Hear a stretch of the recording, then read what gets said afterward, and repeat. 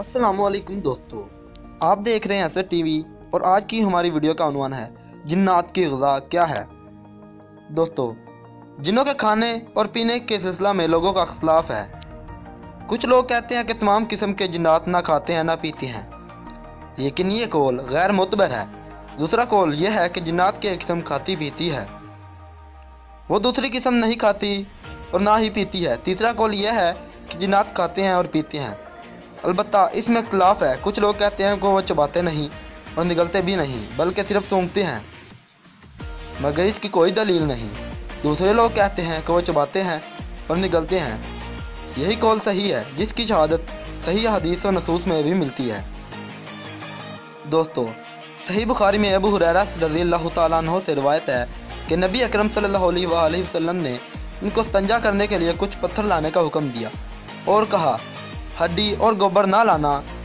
इसके बाद जब अबू हुरैरा ने आप सल्लल्लाहु अलैहि वसल्लम से हड्डी और गोबर ना लाने का कहा तो आप सल्लल्लाहु अलैहि वसल्लम ने फरमाया, ये दोनों चीज़ें जिन्नों की ग़िज़ा हैं।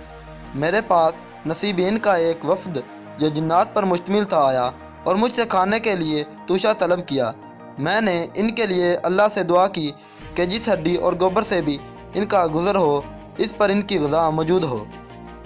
तिरमिज़ी में सही सनद से मरवी है कि गोबर और हड्डी से इस्तंजा ना करो, इसलिए कि तुम्हारे जिन्नात भाइयों की ग़िज़ा है। सही मुस्लिम में इब्ने मसऊद से रिवायत है कि फरमाया, मुझे एक जिन ने दावत दी, मैं इसके साथ गया, इनके सामने कुरान पाक की तिलावत की। वो जिन हमको एक जगह ले गया और जिनों के मकानात और आग के निशानात दिखाए। इन लोगों ने आप सल्लल्लाहु अलैहि वसल्लम से खाना मांगा तो आप सल्लल्लाहु अलैहि वसल्लम ने फरमाया, तुम्हारे लिए हड्डी जिस पर अल्लाह का नाम लिया गया हो गोश्त बन जाएगी। तो दोस्तों, आपको आज की वीडियो कैसी लगी हमें कमेंट बॉक्स में मतला ज़रूर कीजिएगा और हमारी आने वाली नई वीडियो का इंतज़ार कीजिएगा और हमारे चैनल असर टीवी को सब्सक्राइब ज़रूर कीजिएगा और मालूमात की वीडियो के लिए साथ दिए गए नोटिफिकेशन के बेल को भी दबा दीजिएगा। अल्लाह हाफिज़ दोस्तों।